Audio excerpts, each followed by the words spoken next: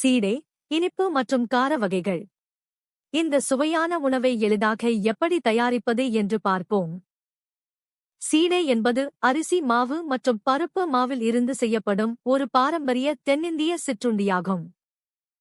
இந்த உணவிற்கு தேவையான பொருட்கள்: அரிசி மாவு, உளுத்தம் மாவு, நெய் அல்லது வெண்ணெய், எள் விதைகள், தண்ணீர், உப்பு, எண்ணெய், வெல்லம், ஏலக்காய் தூள், சீரகம்.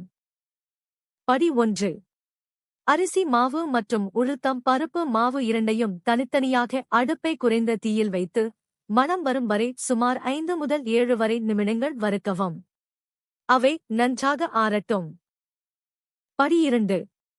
பெரிய பாத்திரத்தில் வறுத்த அரிசி மாவு மற்றும் உளுந்து மாவு சேர்த்து கலக்கவும்.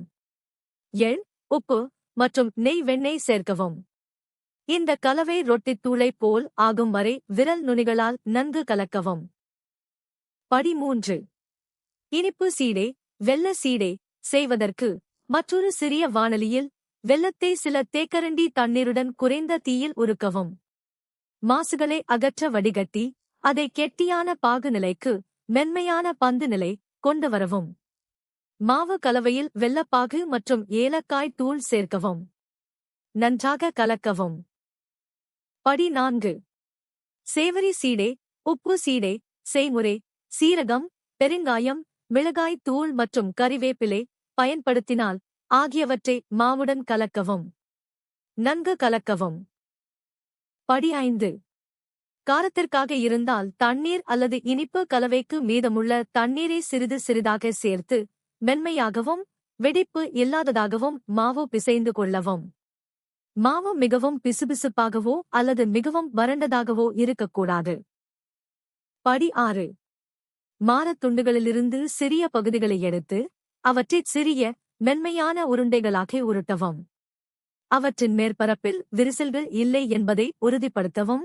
இது அவற்றை வறுக்கும் போது வெடிக்கச் செய்யலாம். படி 7. வறுத்தெடுக்க ஆழமான கடாயில் மிதமான சூட்டில் எண்ணெய் காய வைக்கவும். எண்ணெய் சூடாக இருக்க வேண்டும், ஆனால் புகை வரக்கூடாது. படி 8. சிறு சிறு அளவிலான சீடை உருண்டைகளை கவனமாக சூடான எண்ணெயில் மெதுவாக போடவும். கடாயில் அதிகளவு போட வேண்டாம். படி 9. சீடைகளை மிதமான தீயில் அவ்வப்போது கிளறிவிட்டு பொன்னிறமாகவும் மொறுமொறுப்பாகவும் மாறும் வரை பொரிக்கவும். ஒரு தொகுதிக்கு சுமார் 8 முதல் 12 வரை நிமிடங்கள் ஆகும். படி 10. வறுத்த சீடையை ஒரு துளையுள்ள கரண்டியால் எடுத்து காகிதத் துண்டுகளில் அதிகப்படியான எண்ணெயை வடிகட்டவும். படி 11. சீடையை காற்றுப்புகாத பெட்டியில் சேமிப்பதற்கு முன் அதை முழுவதுமாக குளிரவிடவும். அவ்வளவுதான். முழு செய்முறையையும் சரியான அளவுகளையும் விளக்கத்தில் உள்ள இணைப்பில் பெறலாம். வீடியோ பிடித்திருந்தால் லைக் செய்து சேனலை சப்ஸ்கிரைப் செய்யுங்கள்.